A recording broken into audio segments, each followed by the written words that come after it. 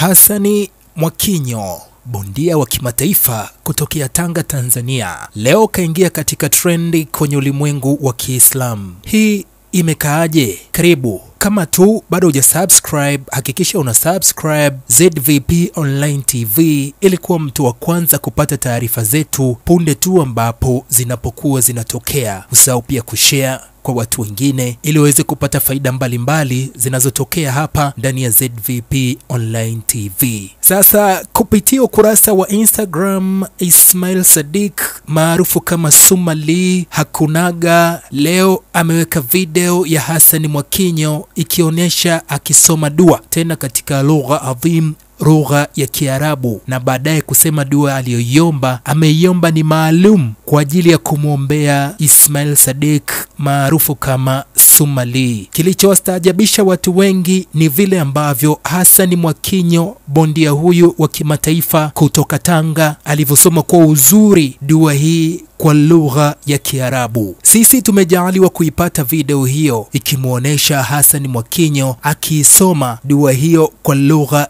adhim kabisa, lugha ya Kiarabu, na mwishoni akisema kwamba dua hii ameiomba maalum kabisa kwa ajili ya ndugu yake, kaka yake katika iman, Ismail Sadiq maarufu kama Sumali. Hatujui kitu gani ambacho huenda Ismail Sadiq maarufu kama Sumali amemfanyia ndugu yetu Hassan Mwakinyo mpaka ikafikia hatua ya yeye kutenga muda wake na kumwombea dua. Japokuwa katika Uislamu tumehimizwa sana kuombeana dua sisi kwa sisi. Tukupe nafasi kupitia ZVP Online TV kuona kipande hiko cha dua aliyoisoma Mwakinyo kwa ajili ya kumwombea dua Sumali.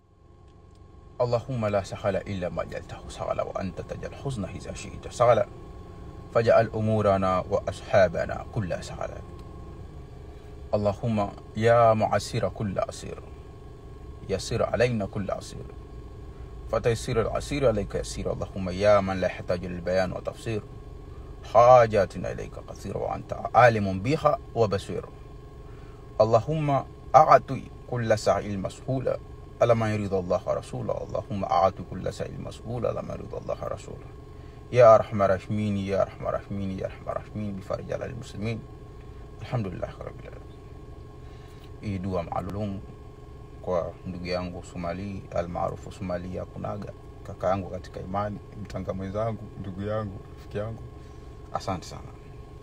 Baada ya kuiposti video hii kwenye ukurasa wake wa Instagram, Sumali aliandika pale chini maneno yanayosema amin amin amin, akimaanisha kuitikia dua hiyo, na huku akisema Mungu hutuletea watu muhimu kwa wakati muhimu wenye kuombea dua. Tanzania inakuombea dua wewe, ila wewe unaniombea dua hii mie Dalili Ismail, na siku ulioniombea dua ni siku naumwa sana. Shukrani sana. Hayo ni maneno ya Sumali aliyoandika kwenye ukurasa wake wa Instagram mara baada ya kuiposti dua hiyo ya Hassan Mwakinyo JR. Hii tupatie funzo kuwa huwezi mjaji mtu kwa kumuona tu kwamba ni muovu au ni mtu wa kheri, bali hiyo ni kazi ya kwake Allah subhanahu wa ta'ala. Lakini pia itupatie funzo sisi kama Waislamu mara kwa mara kupenda kuombeana dua, haswa sisi ambao tunakuwa ni marafiki ambao tunakutana katika mambo mbalimbali yenye kuleta furaha au yenye kuleta huzuni. Hii ni ZVP Online TV.